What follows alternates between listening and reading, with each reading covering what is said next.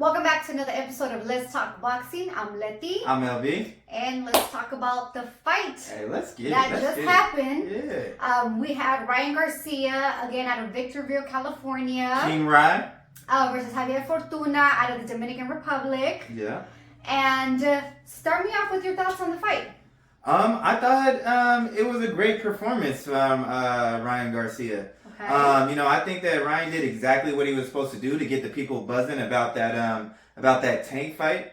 Coming into this fight, he was coming off of that fight with To Go, and he received a lot of criticism from that fight. He did. And it was good to see him the second time with Joe Goossen. You could definitely tell about the adjustments that they made. And actually, I thought that Ryan corrected a lot of mistakes from the Luke Campbell fight. Yeah. If you want to kind of talk about that. Yeah. Well, saying, I think maybe they're starting to build a little bit more chemistry together. Definitely. And I thought, I heard a lot of different things from people. I personally thought Ryan Garcia did good on this fight.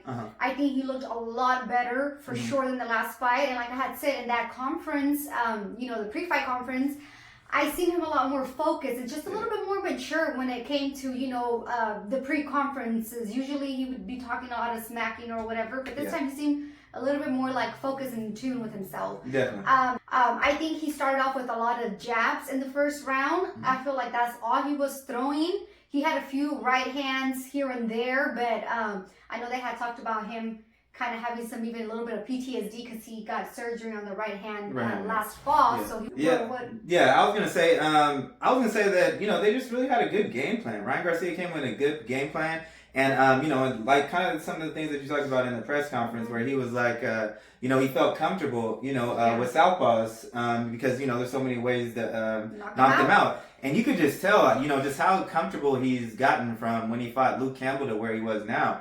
The game plan was a great game plan. Him and Joe Goossen. You could tell that they made a point to lead with the right hand, and he was landing that straight right hand, lead right hand all night. And Fortuna wasn't able to pick up on the speed of that. And he wasn't able to get the timing down to Ryan Garcia. Ryan Garcia did a good job of keeping his distance, keeping him on the end of his punches. Definitely. I feel like he was doing that a lot every time Fortuna would, try to come or even use his feints. I heard a lot of people talking about, how Ryan Garcia was reacting to a lot of the feints from Fortuna.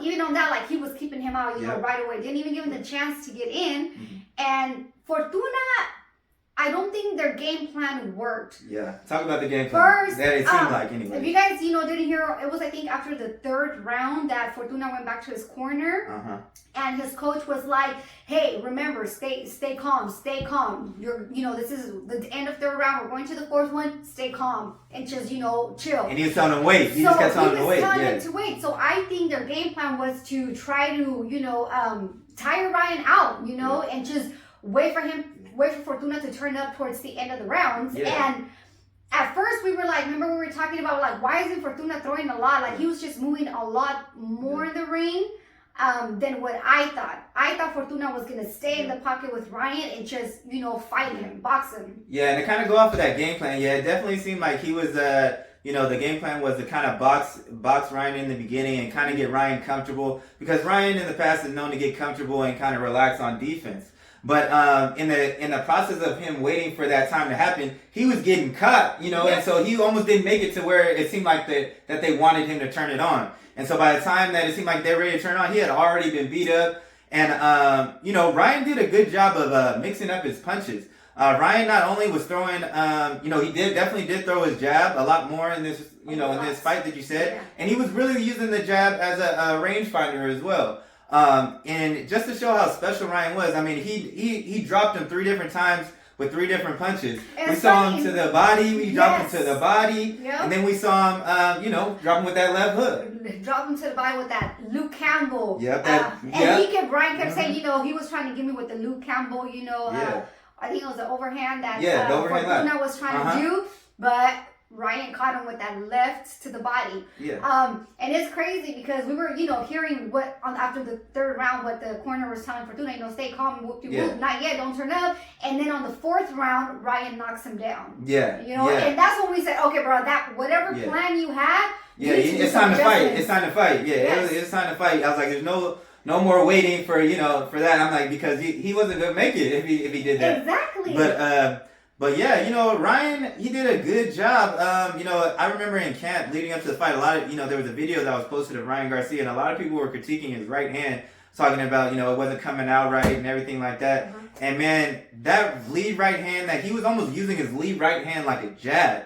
And because he was landing that, and it was so fast, and it was coming out so fast, and because he was leading with that and having so much success, it just set up that beautiful left hook that Ryan was trying to land all night. And that's what and you could tell how much power that's in that left hand. When every time he connected with that left hook, he got a reaction out of Fortuna. And so those were his 3 knockdowns. Definitely. With the left hand. Definitely. I don't even think that Ryan got to use. I mean, he's fast. He's got speed. I don't even know that he even got to use the speed as much as we've seen in other fights, because Fortuna wasn't really giving him much to work with. And again, I don't know if Fortuna was not conditioned or just you should have been able to make those adjustments, seeing that that Ryan is coming, he's getting you, the coaches should have Yeah, I mean, if you look at and kind of go off of that in my prediction, I was like, man, I think he needs to go in and try to rough Ryan up and make him uncomfortable. Mm-hmm. I thought that was going to be kind of the game plan, but instead, he was kind of trying to box from the outside, and that was actually Ryan felt a little bit at home because he can use that size, that frame that he has. And, to keep him on the edge of his punches. And that worked to Ryan's advantage. Going into this fight, I said that Ryan was going to be tested. And he wasn't tested. He wasn't tested. I mean, we got to give credit where it's due. He wasn't tested.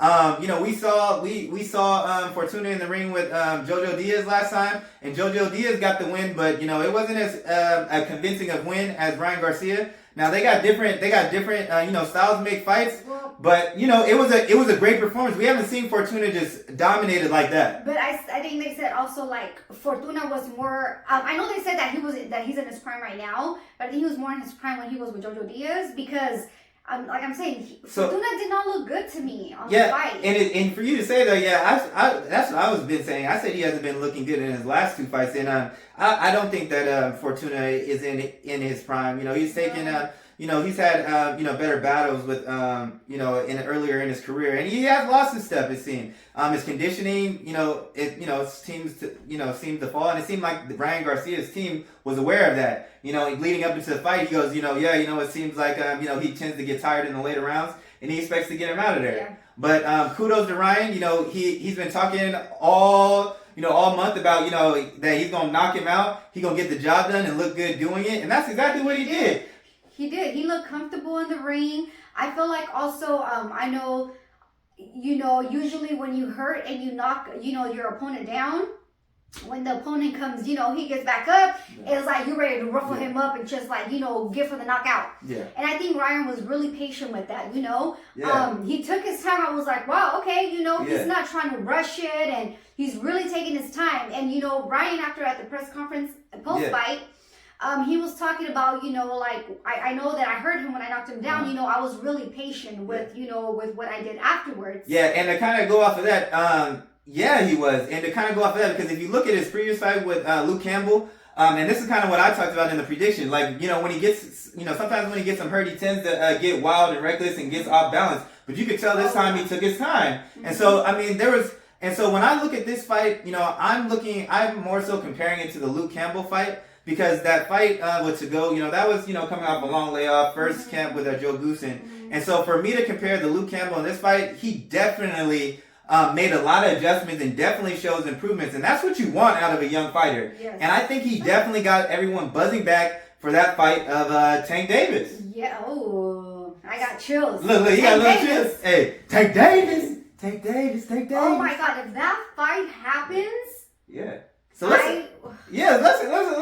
kind of get into that. Okay. Let's kind of get into that. Go ahead, get into it. So with that being said, we know that you've been talking about that Tank fight, for forever. We said 10 years that he'll like, but who do you want to see him fight next? Is that the fight you want to see him? Well, you guys, again, real quick side note, I want to watch Tank fight Lomachenko, but obviously that's not going to happen anytime soon, I don't think, unfortunately, but I wouldn't be mad at Ryan versus Tank. I feel like there's maybe 4 or 5 people in that mix, you know, that are like kind of this little new generation fighters, you know, that I think that if the Ryan Garcia and Tank fight does, you know, happen, it might start, you know, like the little mixture ball, you know, Shakur, Tank, you know, Devin Haney, you know, Tank and Ryan, Teofimo Lopez as well, you know. I think hopefully that sets it up to start and they start, you know, mixing up those fights. And hell yeah, I would want to see that fight. I would definitely want to see it. Yeah, definitely. I mean, I think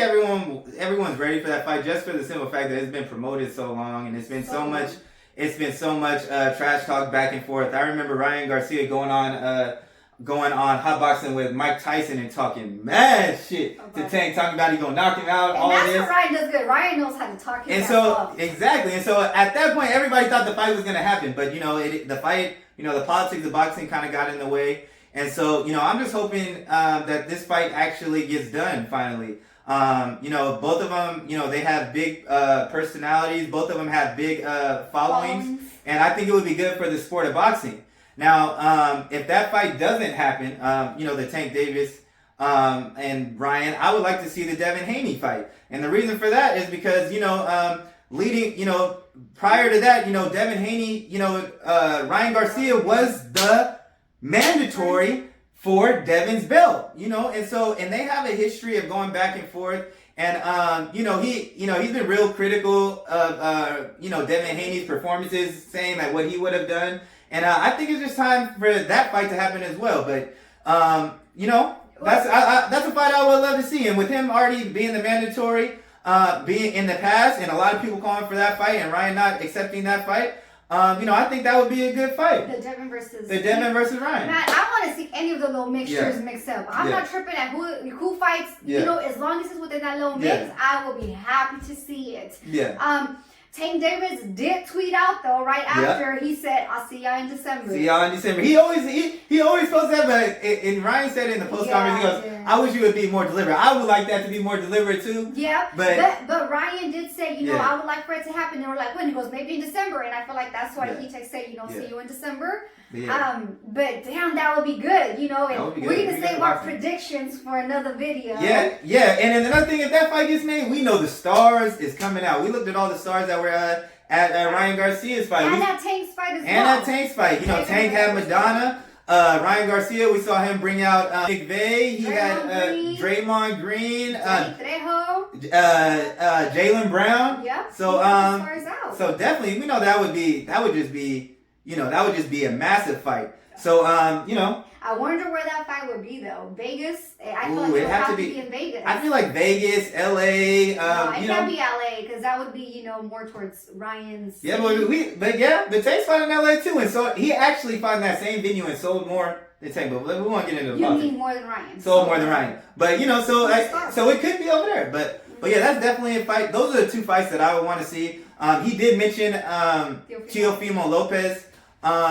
But you know, I think that the fight, being that he was a mandatory for Devin in the history, those are two fights. I feel like Ryan has more history with those two fighters, the Tank and the Devin, which makes for a good fight, a good promotion. And he said he wants to stay at 140. You know. Oh yeah, he did say that. Then Tank would have to move up to 140, and then, you know, they asked him, hey, what do you think Tank would do it? And Ryan was like, I feel like he would be more comfortable, you know, in 140. Yeah, that's good. Then also though, if that happens, so does that mean if that fight doesn't happen and Devin Haney, you know, fights Ryan, is he going to drop the 135 belts and go to 140?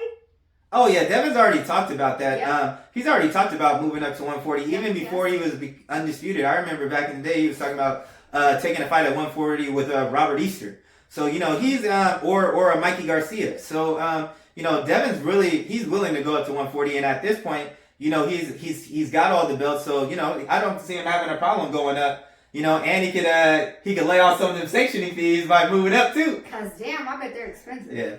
But like you said, we can't wait for all those fights to happen. You know, amongst all of those, you know, they were talking about the 4 Kings. So, you know, it's time. It's time for all of them to get in there and mix it up. So, you know, we just gonna have to wait and see what happens. And we definitely got to hit up those fights in person.